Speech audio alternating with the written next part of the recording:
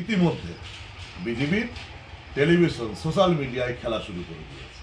খেলার নাম হচ্ছে ভোট আসলি মিথ্যাশ্রী মিথ্যাশ্রী মিথ্যাশ্রী। কি মিথ্যাশ্রী? বিজেপির বিরোধী দলনেতা বলছে, বিজেপির রাজ্য সভাপতিও বলছে যে আমরা যদি 2026 সালে বাংলায় ক্ষমতায় আসি, যদি বিজেপির সরকার আমরা গঠন করতে পারি, আমরা লক্ষ্মী ভাণ্ডারে আমরা নারায়ণ ভাতা করব, সেখানে 3,000 টাকা করে দেব।